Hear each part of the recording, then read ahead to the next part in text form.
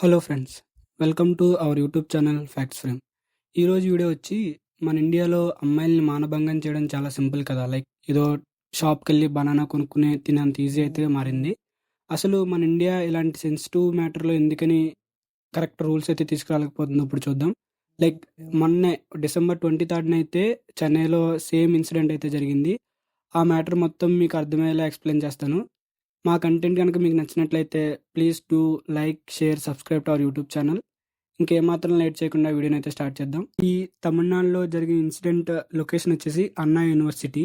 ఆ అన్నా యూనివర్సిటీ ఎలాంటిదంటే గవర్నమెంట్ ఫండ్స్తో నడిపే యూనివర్సిటీ అనమాట. ఒక రోజు లైక్ డిసెంబర్ 25న హాలిడే అయితే వచ్చింది కదా. ఒక అమ్మాయి ఒక అబ్బాయి నార్మల్గా కూర్చొని మాట్లాడుకుంటున్నారనమాట.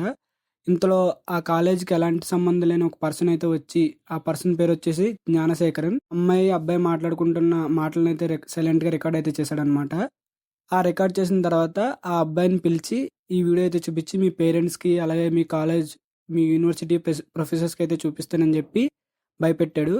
ఆ అబ్బాయి భయపెట్టిందే కాకుండా అక్కడి నుంచి తరిమేసి దూరంగా పంపించేశాడు. ఇప్పుడు ఆ పర్సన్ ఆ అమ్మాయి దగ్గరికి వెళ్ళి ఈ వీడియోని అయితే చూపించి తనకి ఏమైతే కావాలో డైరెక్ట్ గా అయితే అడిగాడు అనమాట. ఇక్కడ నుంచి చాలా జాగ్రత్తగా ఉండండి గైస్. ఇక్కడ అసలైన స్టోరీ అయితే మొదలవుతుంది. ఆ అమ్మాయిని అయితే ఆ అబ్బాయి మానభంగం అయితే చేశాడు. అలాంటి టైంలో ఆ అమ్మాయి డైరెక్ట్ గా పోలీస్ స్టేషన్ లో కంప్లైంట్ అయితే ఇచ్చింది. ఆ పోలీస్ స్టేషన్ లో కంప్లైంట్ ఇచ్చాక అమ్మాయి అయితే కొద్దిగా సేఫ్ అని ఫీల్ అయిందనమాట.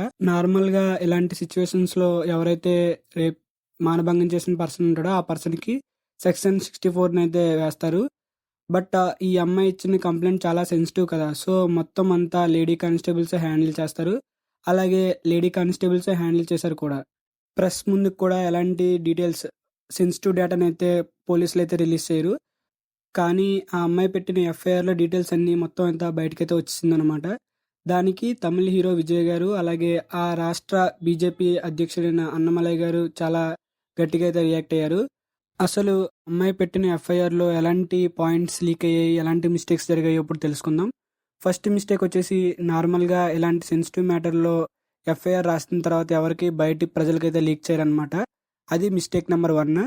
నెక్స్ట్ మిస్టేక్ వచ్చేసి నార్మల్గా ఇలాంటివి ఎప్పుడు కూడా లీక్ జనరల్గా అసలు ఎప్పుడు లీక్ అవ్వు. ఒకవేళ లీక్ అయిందంటే అది కూడా ఎవరన్నా ఆ డిపార్ట్మెంట్లో ఉండి లీక్ చేస్తే తప్ప అని చెప్పి అన్నమలై గారు అయితే చెప్పారు.